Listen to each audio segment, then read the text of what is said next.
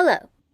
Today I'm going to be doing one of my favorite ways to paint, which is painting intuitively. If you saw my last video, I just completed a canvas painting, and a lot of times right after I finish a canvas painting, I like to kind of reset, turn my brain off a little bit, and I have found that intuitive painting is like the best way to turn your brain off while also kind of restarting your brain at the same time. I love the process of being able to make a mess, make a bunch of different marks and color combinations, and see what happens, see what images I can pull out of all those marks.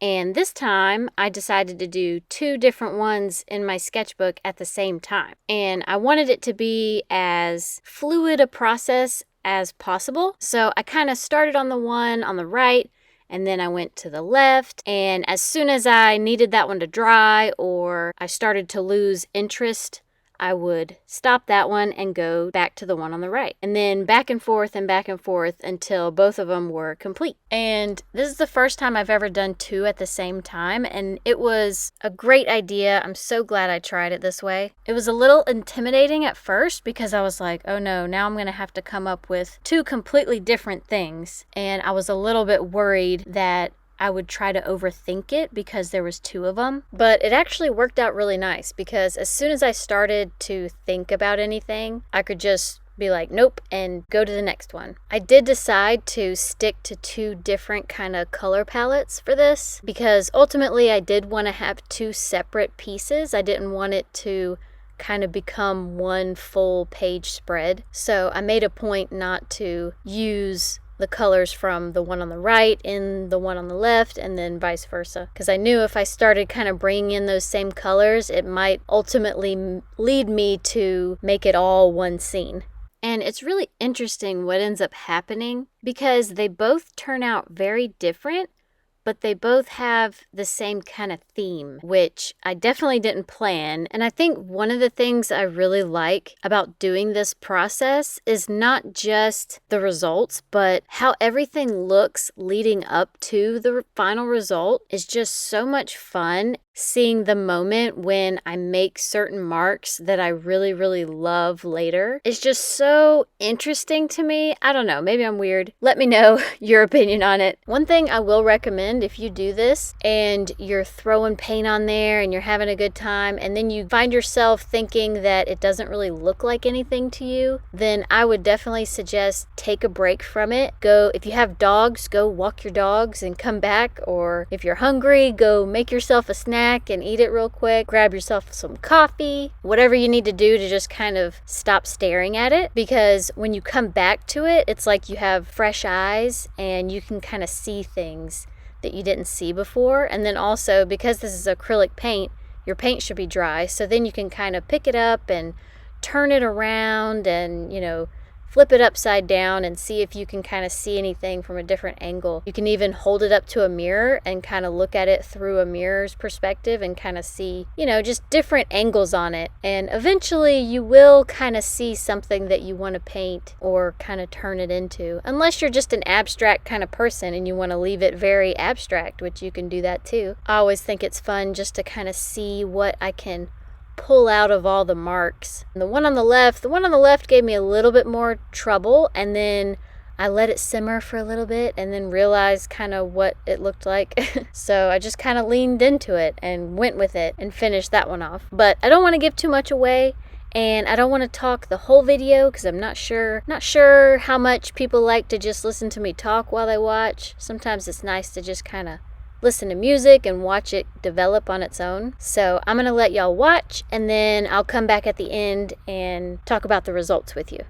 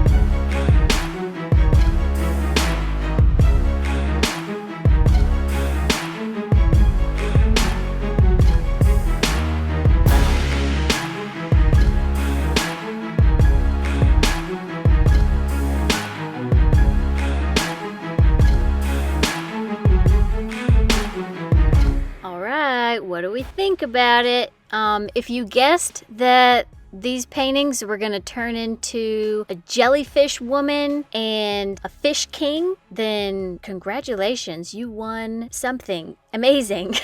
Let me tell you, starting out a painting like this and then seeing where it ends up is such a cool way to paint. I absolutely love doing it. I'm actually doing a big canvas, and I'm trying to do intuitive painting on that canvas. And it's a big canvas. It's a lot bigger than my little 8x8, whatever the sketchbook is. If you would like to see the results of that, I would suggest subscribing to my channel. That way, when I come out with the video, you'll know about it. Otherwise, it'll get lost on YouTube forever. Thank you to everybody who stuck around, everybody who hits the like button. If you have any questions for me, feel free to leave me a comment. I make sure I respond to all my comments. And yeah, I'll see y'all next time.